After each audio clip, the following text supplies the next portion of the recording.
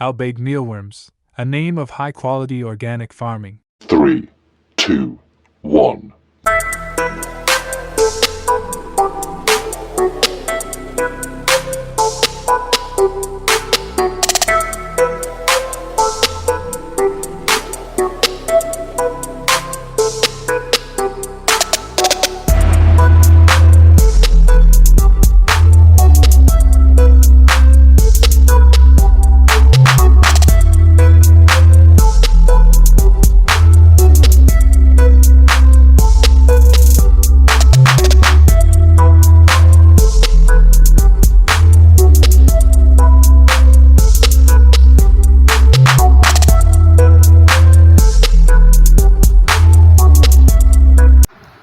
अस्सलामुअलैकुम दोस्तों, Al Baik micro life stock में आप तमाम दोस्तों को खुशामदीद।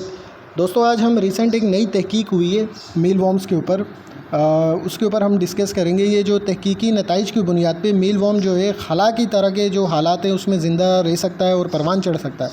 तो ये जो है ज़मीन पे अभी तो यहाँ पे स्पेस स्टेशन पे एक्सपेरिमेंट हुआ है जिसके अंदर ये चीज़ देखी गई है कि ये बायो रीजनरेटिव है। उसको जो बायो रीजनरेटिव जो एक निज़ाम उन्होंने वहाँ पे क्रिएट किया था उसके तहत इस चीज़ को देखा गया है। मसनूई जो खलाई मशीनें थी जो दोस्तों उसमें ये चीज़ साबित हो गई है। 105 दिन का जो है कि बंद मालूयाती एक तजुर्बा किया गया था जो Beijing university of aeronautics and astronauts के जो चाइनीज़ जो साइंटिस्ट है उन्होंने मून+1 जो उनका स्पेस स्टेशन है वहाँ पे जो है कि वॉलंटियर्स को लिया था और उनको 105 दिन के लिए अलग थलग जो है कि एक सील बंद बायोस्फीयर एक जो है उसके अंदर उन्होंने उस पर एक्सपेरिमेंट हुआ था। तो बुनियादी तौर पे मील वॉर्म और पौधों पे इनको सिर्फ गुजारा कराया था। जो ज़ाहिर है जिस तरह के जो स्पेस के जो मिशंस होते हैं तवील मुद्दती जो खलाई मशीनों के लिए एक सस्टेनेबल प्रोटीन के तौर पर इसको मील वॉर्म को देखा गया है यार। उसको बहुत ज़्यादा इस पर पुरतमाद जो है इस पर मुज़ाहिरा किया गया है कि ये जो है कि बहुत बेहतरीन फ्यूचर फूड है।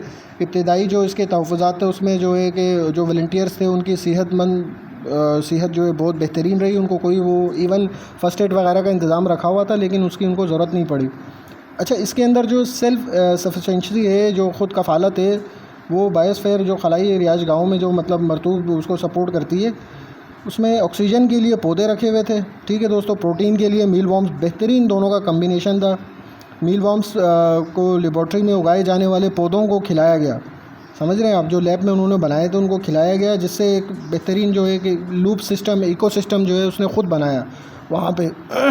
Ideal biological traits for space, खला के लिए जो मसाली हयातियाती खसूसियात जो थी, कंट्रोल जो माहौल था, एक दर्जा हरारत जो वहाँ पे उन्होंने रवादारी रखी हुई थी मील वॉर्म्स के लिए जो चाहिए होती है 25 से 31 सेंटीग्रेड की।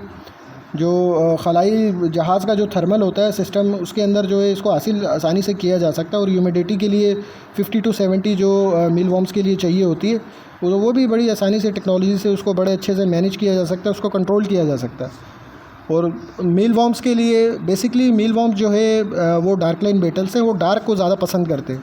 तो इसके लिए कम रोशनी की जो उनको तरजीह होती है, ज़ाहिर है इन्हें तारीकी महदूद जगहों जैसे खलाई जहाज़ के अंदर जो मॉड्यूल्स होते हैं वो उनके लिए बेहतरीन जो है मौजू है दोस्तों। और जो जैसे मील वॉर्म्स अपने साइकिल के अंदर 500 अंडे देती है जो कम्पैक्ट फार्मिंग के लिए बहुत ज़बरदस्त है, बहुत तेज़ी से उसमें बढ़ जाते हैं। अब ज़ाहिर है एज़ अ फूड है तो वो यूज़ भी होता रहेगा, एज़ अ मील वो लोग खाते भी रहेंगे और प्लस जो है इसकी रिप्रोडक्शन भी इतनी तेज़ी से होती है। और ख़ाली ये खाने की बात नहीं है दोस्तों, इसमें न्यूट्रिशनल एंड फंक्शनल इसके जो एडवांटेजेस हैं इस पर आप देखें, ये आला ग़ज़ाइयत की कसाफ़त है जिसे हाई न्यूट्रन डेंसिटी कहा जाता है। 50 to 70% तो सिर्फ इसमें प्रोटीन पाया जाता है जो मतलब ड्राई मील वॉर्म्स होते हैं उसके अंदर। और सेहतमंद जो चिकनाई है उसके अंदर जिसे हेल्दी फैट्स कहते हैं वो 28% पाया जाता है। पोटेशियम इसमें काफ़ी ज़्यादा मकदार में होता है। आयरन, जिंक और बी विटामिन जितने हैं वो भरपूर तमाम इसमें पाए जाते हैं।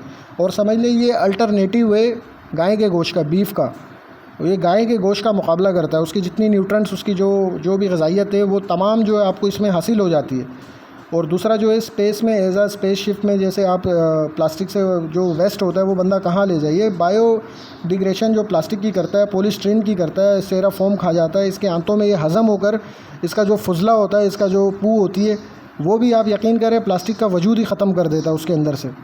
तो खुदा जाने वो प्लास्टिक जब खाता है वो जाता कहाँ है, वो सारे जो केमिकल्स हैं वो डिज़ोल्व हो जाते हैं इसके बॉडी में और वो न्यूट्रेंट्स में कन्वर्ट हो जाते हैं जो हमारे सेहत के लिए बहुत ज़्यादा फ़ायदेमंद है। आप थैलियाँ खिलाते जाएँ और ये आपको प्रोटीन बना के देते जाएगा।